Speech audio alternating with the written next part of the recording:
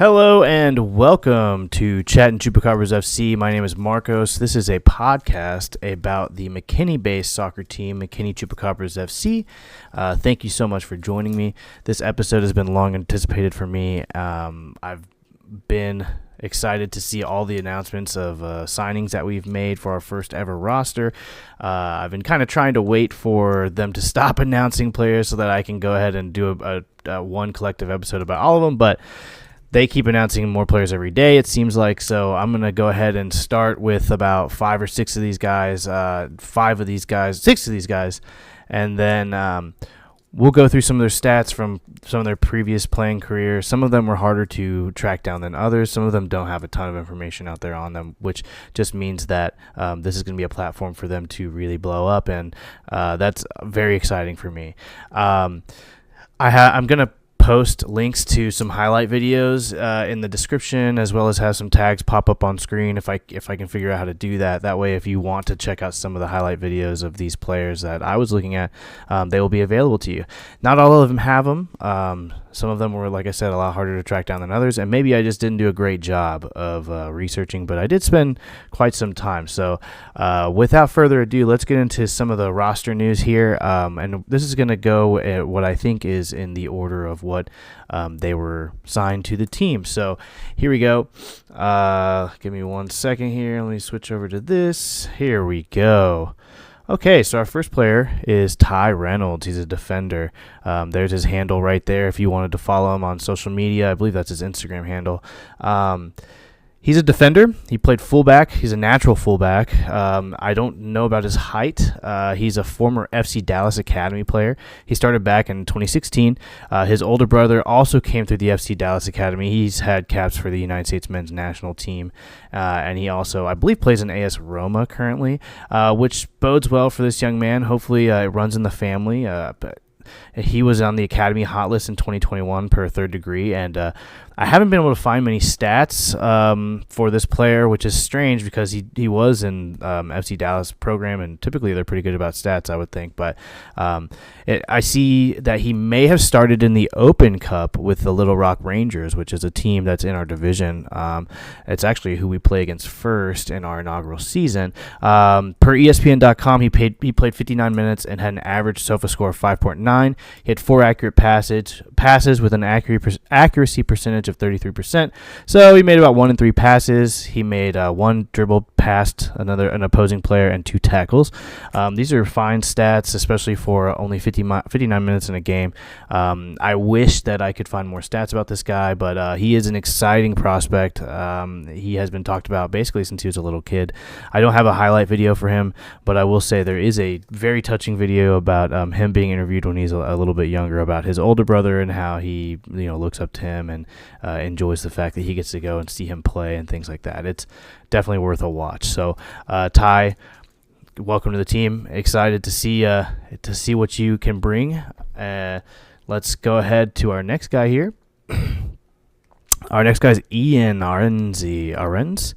He'll have to tell me how to pronounce that. He's a midfielder. He's 5'6". I have written down here he has great hair, which when we saw him at the jersey announcement, that remains true. Has great hair. He's from Colleyville, Texas. He went to Grapevine High School, which is fairly local, so he's kind of a local boy. Ty Reynolds, I would assume, is also a local boy since he went to FC Dallas Academy, but I'm just assuming that. He went to From 2019 to 2020, he went to Oklahoma Christian University. He had career stats of 22 games played. He started in 13 of those games, had 4 goals, 2 assists, and he played 1,518 minutes combined. And then 21 to 23, he went to Bob Jones University in South Carolina. He had his career stats there were 58 games played, 58 games started, 5 goals, 13 assists, 2 for 2 on PKs, and he played 4,445 minutes. So he has a lot of play time under his legs there. Seems like he had a pretty successful spout here at Bob Jones University. I found some highlight videos from there. He does seem like a very talented player. This is one that I'm excited to watch a lot. shows here he's got terrific crossing, great footwork, powerful shooting. He has a solid defensive work rate. I mean, this guy, when you're watching the highlights, you can see he's running end to end. I would highly recommend you check out his highlights. Ian, welcome to the team. We'll have to talk to you and figure out how to pronounce your last name. So I apologize if I got it wrong. All right, let's move on. All right, this one's going to be tough for me too. Paul Kossehasse, I believe is how you pronounce that. I will have to ask him to clear that up for me as well. He's a midfielder. He's 6'1". He was born in the Ivory Coast. He's played at a few clubs in the past. Tulsa Roughnecks, which is currently FC Tulsa, Dallas Elite, Texas Spurs, Dallas Sidekicks, and 1015 FC. The only stats I could find for him are when he played for Supra United FC, which our coach was previously the coach at, and some of our guys we actually kind of like got from that organization. So they've played together, which is awesome to know that they already have some kind of familiarity with each other. So that's really good for the squad to be able to have players that you're comfortable playing with. But for Super United FC, I see stats where he started 4 games, had 0 goals, 1 assist, and 1 shot on goal. I believe that was in a tournament. Not a huge pool of stats to pull from, but I'm excited to see what's going on with this guy. His nickname is Chavi, so I'm pretty sure if you earn that nickname, you have some skills. I would imagine passing, ball control, game management. So very excited to see this guy. Welcome to the club, Paul. I cannot wait to see what you do, and please let me know if I mispronounce your last name. I would love to get it correct. I'm gonna post a video for highlights as well for this guy. So if you want, again, they're in the description or they'll be in the title card above. Please go check them out. Give this guy some love. Let's see. Next we have. Okay, Zeron Sewell, I believe is how you pronounce that. I hope I'm correct. Please correct me if I'm not. He is 6'2", tall to me. I'm 5'7", so tall to me. It's another tall guy. He's a Jamaican-born player.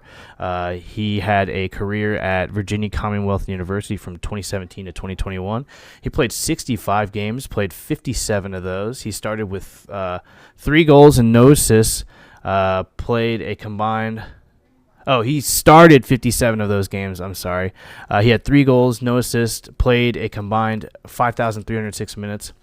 He won a lot of accolades, including first team All-Atlantic 10, third team United Soccer Coaches Southeast Region, second team VASID All-State, Top Drawer Soccer Player of the Week and Team of the Week. He won College Soccer News Team of the Week, Atlantic 10 Defensive Player of the Week, and Co-Defender of the Week. He stats-wise, past that, I can only see that like one game with the Des Moines Menace during 2023 in the Open Cup, but there's really not any other stats after that. But based on his career from 2017 to 2021, I mean, this is a solid guy to have in the back. And I've met this guy many times. He he is at Pro Rail pretty often, and he goes to all the events. So I'm really happy to see him on the team. He's a guy that I already know that I like a lot, and I'm excited. I'm excited to have a guy with so many accolades to join our defense as well. That can only be positive. I do have a link to some of his highlights in the description below, so if you want to check those out, please do. So let's see. Let's move on here. Next up, we have... Zeron, welcome to the team. If I didn't pronounce your name correctly, please correct me. Thank you. Next up, we're moving on to Omar Holness. He's a midfielder. This is another Jamaican-born player. He's 6 foot tall. I love that we're adding some international players. That's amazing. He had 5 caps with the Reggae Boys, which is the Jamaican men's national team. He had 20 appearances with the U23, U20, and U17 combined. He was the captain of the U17 national team. He did have an injury after the U17 World Cup during a trial at Fulham while Fulham was still in the EPL. So this guy was like a wonder kid, basically. He went to North Carolina Tar Heels. His career stats there from 2013 to 2015 were 59 appearances, 5 goals. Then he went to the Portland Timbers U23 in the USL2 in 2014. He had 5 appearances and 1 goal. He was then drafted in the first round in the 2016 MLS Super Draft by Real Salt Lake. He had 18 appearances, 1 goal, and then the same year he went on loan to Real Monarchs, which is the MLS Next Pro team, where he had 9 appearances and 0 goals. He then went to Bethlehem Steel, which is now, I believe, the Philadelphia Union. That was an MLS Next Pro team at the time. That was in 2018. He had 9 appearances and 2 goals. He then transferred to England, which is a huge jump. He went to Darlington, which is in the National League North. That was from 2019 to 2021. While he was in Darlington, he had 38 appearances and 4 goals. He then went to Bath City from 21 to 22, which is the National League South in England. He had 26 appearances and 1 goal. He then went to Gloucester City, which is in 2023. That was in the National League North in England. He had 3 appearances and 0 goals. In that same year, he went to FF Jaro, which is in the Ikonen League, which is a Finnish league. He had 6 appearances and 1 goal. And then most recently, he transferred to Hednesford Town from 2024 to 2025. That's in the Northern Premier League in England. And he had 22 appearances and 0 goals. He has a storied journey so far in his career, and I'm excited to see where he's going. What he's going to bring to the midfield for the Chupacabras is awesome. To have a player that has caps on a Jamaican national team is amazing. I mean, this guy is pure class talent. I mean, if you see some of his highlight videos, he's awesome. I'm excited to have someone of this quality in our team. I also ran into him at Pro Rel the other day. He was a very, very nice guy to talk to. I really, really liked him a lot. I'm excited to have someone who's played in the English system to come in and kind of bring that intensity and knows a little bit about what it takes to kind of go over there. It can be a good mentor for some of our younger guys that are on the club as well. So yeah, very excited. Welcome to the club, Omar. Yeah. Can't wait to see what you bring to the club, man. And then our last signing that I'm going to talk about in this podcast is Osi Iyamah. Osi Iyamah. Osi is a forward. He went to Allen High School from 2020 to 2022. I have stats for him. He played 10 games with 3 goals on varsity, and then 8 assists and 10 goals. Oh, I'm sorry. 3 goals on varsity with 8 assists in those 10 games, and then in his freshman year, he had 10 goals with no assists on the freshman team. He did win District Player of the Year and District Offensive Player of the Year. And then 2024, he played at UTD. He had 13 appearances and 1 assist. I do have a video for him as well, linked in the description and in the card. I don't have a height for him. I don't know why. But if you watch some of his highlight videos, you can see why he was chosen to be in the squad. I mean, he's a true finisher. He looks to have pace. He looks to have ball control, good movement. So very excited to see that we have a forward, number one, and excited to see that it's someone who comes highly recommended from Allen High School. That's a big school. It's a big system. To win Player of the Year is a big achievement. So I'm very excited for this guy. Osi, welcome to the Chupacabras. Can't wait to see what you do. If you stop by Pro Rel, basically you can see any number of these guys hanging out pretty much any time. It's very cool that they've cultivated an atmosphere in which you feel like you're friends with these guys and like you get to go in and meet the players who are part of your club, because a lot of teams, that's a special occasion. You only get to meet and talk to these guys, at events where you have to be a season ticket holder or something like that in order to get in. These guys at Pro Rel Hitch, the Chupacabras organization, they've really made it to like an open door where like you can basically, like I said, I went in the other day to pick up something for my mom, and I talked with Omar for 15 minutes just talking. It was awesome. I mean, that personalization of the players and the club, I think is really going to be the selling point moving forward for this. And yeah, I mean, I'm so excited. The season's coming up. I mean, we're less than a month away from the first game of the season, our first ever game as a club. And if you're not excited for that, I don't know what you would be excited for. Let me first talk about a few sponsors that have been added. So we have some new sponsors. Let me get back over here. Hello. We have some new sponsors that we want to talk about. We got Canine Cookie Company, which is a dog treat company, and then Texas Credit Union. And Texas Credit Union would lead me to talk about the next thing that this podcast is going to address, and that was the jersey release party. It was awesome. I had a really good time. I love the fact that it was so packed out. I mean, the parking lot at Tupps is huge. If you've never been there, the parking lot is massive, but it was hard to find parking, which is a beautiful sign. It rained a little bit during the day, so it was kind of like, oh, I don't know if they're going to keep doing it. Like, I hope they keep it going. They posted, this is perfect football weather. We're going to keep going, which, obviously is awesome. And what's great is by the time that the event started, the clouds parted ways, the sun came out. It was a beautiful, beautiful afternoon. When you walked in, they had a little pop-up shop with all this new merch that I hadn't seen at the shop or in Tupps before. And of course, because I can't help myself, I picked up a new t-shirt. I wore it yesterday, so I wasn't able to show it off here, but I will show it in the future, obviously. Or you can go check it out yourself at ProRel. They also had a lot of the players were hanging out, just kind of milling around, taking questions. They had an autograph booth for later in the afternoon, if you wanted to get your new jersey signed, or one of the inaugural year calendars. Which brings me to the jersey. If you haven't seen it yet, here's mine. I mean, it's beautiful. I really have no complaints about this jersey whatsoever. I love the back. Like, I love the 25, the inaugural year.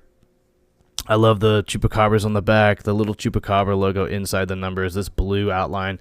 I mean, pretty much everything about it I love. And, Texans Credit Union came through here, and they're backing the squad by being on the back of the jersey. I love that. I mean, my only complaint is that I didn't go ahead and buy the white one as well while I was there, because that one is pretty awesome as well. I mean, if I had to pick my favorite out of the two, I don't know if I could. Realistically, the black one, probably because I won't spill anything on it. So, or if I do spill something on it, it won't necessarily stain it. But they're both amazing. The white one pops, I mean, like crazy. They again, these jerseys are phenomenal, especially for like, if we go to a game, when we go play these games and we're playing other teams, I don't expect for them to have jerseys at the same quality that we have. If they do, that'd be awesome, and I hope they do. But, I mean, these are awesome. Really have no complaints about them whatsoever. I'm very excited about that. Now, to talk a little bit more about the release, they did have the beer. The Chupacabra Fangtastic beer was available for purchase. It was canned. It looked awesome. I wish I had a can to show you. I actually didn't buy any. I left before I went back to the bar to buy some, and I'm hoping that it'll still be available for pickup at Tupps. I'm expecting that it will be. The cans look awesome. They're branded heavily. I don't know how many soccer teams have their own beer, but ours does, and I intend to drink quite a bit of it, if I'm being honest. They also had new merch, which I talked about. I mean, they had new T-shirts, they had tank tops, they had new hats, they had, I mean, everything. They had the away jerseys, they had new jerseys. I think that the community and the club are really getting excited about this, and they're starting to really, I don't know, it's just really kicking off. If you would have seen the event, like the amount of people who were there and people who were buying stuff, having to wait in line to check out is a good indication of the amount of people who are actually purchasing stuff from you. It was awesome. I really enjoyed the turnout. So towards the end of the event, or towards like kind of the middle, they had Ed Puskarich, which is one of the owners of the club, come up and speak. And he introduced quite a few people. They had a rep from the city of McKinney come up. That was really cool, showing that they are supportive of what's going on in the community. We had Hitch come up and talk. Hitch disclosed that per the contract of these players, which this is something that's pretty unique and I really appreciate, and I even have told multiple people about how cool it is. Per the contract that these guys have signed, they're required to do 2 community service type deals throughout the week, whether that be going and doing a Boys and Girls Club clinic or like hanging out at ProRel and interacting with the fans or whatever. They're required to do 2 of those a week, and that's each player. Hitch is really, really concerned with making sure that the club is included in the community, and I think that's going to go a long way, not only for the club, but not for the community. The players are going to really gain a lot from that too, I think, and I'm just super pumped about it. I think it's quite possibly the best way to go about starting a new organization and getting it really instilled in the community early in order to have a successful, tenure as a club in this area. So Hitch spoke for a while. He did drop that the Puma jerseys are made in the same factory as Borussia Dortmund and any other club that's sponsored by Puma, which is pretty sick. I mean, that is a flex. That's a pretty big flex. We had Coach Bruciaga come up after that. He talked a little bit more about how he's only interested in playing attacking style football. He really wants to have, everyone to leave the games excited and ready for more, which I love. I love the idea of that. I'm so glad that we're not looking at sticking back and playing a super defensive style of football. I look forward to very high intensity football. He then brought up some of the players. It was awesome.